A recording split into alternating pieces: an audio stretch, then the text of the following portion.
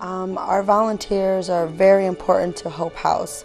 On Saturday and Sunday we have volunteers that actually have 3-hour shifts at Hope House. They come in and they answer the phones, they accept donations. You know, they're the ones that are in charge of Hope House while we are gone on the weekends. Oh, I go in there on Saturday or Sunday morning or noon, and I basically answer the telephone and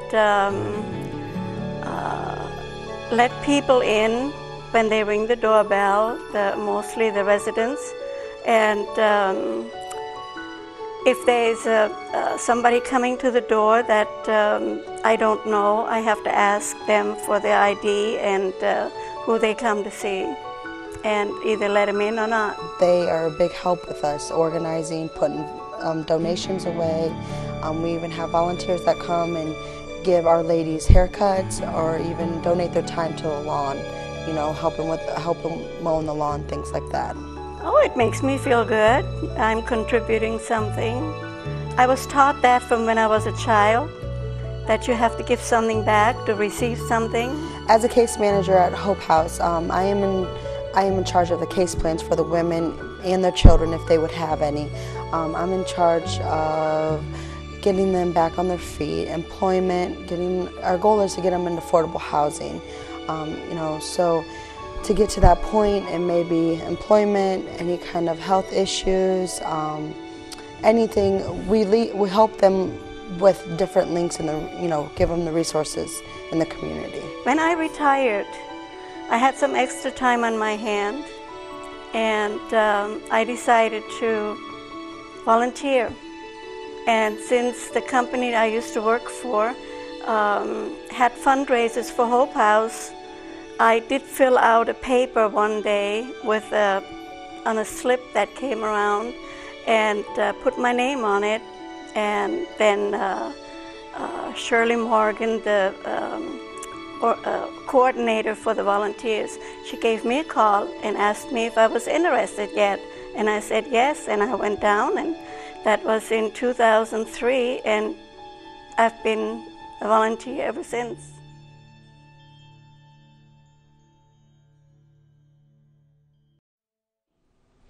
Well, the United Way distributes the dollars that are invested by the community in us by volunteers. We're not a group of staff people who sit around and make decisions. We have 31 fabulous volunteers who spend about 20 hours a year researching each program, looking into the agency itself, finding out what the need for that program is in our community, and then they make the very difficult funding decisions each year. Well, I volunteer because originally I was a little bit skeptical of, gee, how are funds being spent by United Way? You give money to a lot of different causes and you wonder what's going on. And what I found and have appreciated about the United Way locally is they actually ask and want the citizens' community members' opinion, and we have an impact in how that is spent. They're Community Solutions Committee members or impact team members. All of them are divided up into 4 different impact teams, and there are 6 to 8 individuals on each team, and they're named by their area of interest in the community. We have addressing community needs. Those are the problems that are most prevalent in our county that our donors want to be addressed by United Way.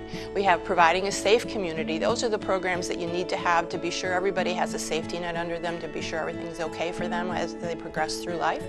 And then we have meeting basic needs. Those are those essential things you need to be able to learn to stand on your own feet. And the last one is nurturing youth. This community has always felt that treatment is a lot more expensive than prevention. So we have a lot of programs that we help build youth, strong youth in our community.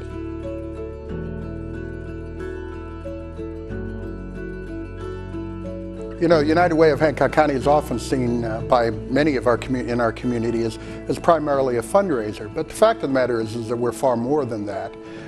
United Way of Hancock County takes a tremendous amount of time and effort to evaluate what are the essential needs within the community and then develop programs and services that address those needs. A recent example of that is the EITC tax clinics. We were able to identify that a large number of low and moderate income people in Hancock County were eligible for the IRS's Earned Income Tax Credit. But for a variety of reasons, they weren't claiming that credit, and consequently, millions of dollars a year that could have come to Hancock County didn't come because folks weren't aware that it was available. And so we've been working hard this tax season to educate folks, to train counselors that provide free tax preparation for low to moderate income folks. And we've already generated a considerable amount of dollars, new money, back into the community through those EITC tax credits. It's just one way that United Way of Hancock County continues to serve this community. Well, I had a unique opportunity during the tax preparation process to meet a woman who was really courageous. She had lost her job last year, well, had to quit her job because her son needed cancer treatments. And so she was living off alimony from her husband, but driving her son to Columbus 3 times a week for chemotherapy treatments. And she was just happy that someone could take the time to help her prepare her taxes. And she was just thrilled that she could get that done without all the complications of going through a paid preparer. And I just found her to be a very courageous person. It was very rewarding for me, because it's not often that you get the chance to help somebody in a very specific way who has a very specific need. And it was really invigorating for me. Irma Bombeck once said, "Volunteers are the only human beings on the face of the earth who reflect this nation's compassion, unselfish caring, patience, and just plain love for one another." We hope these stories have inspired you to give of your time and talent. Whether you are volunteering with your workplace, with your place of worship, at a school, or through an organization, whether you have one day, 1 hour, or one project that you can commit to, volunteering is a work of the heart. So volunteer to change the world, and call the United Way for more information.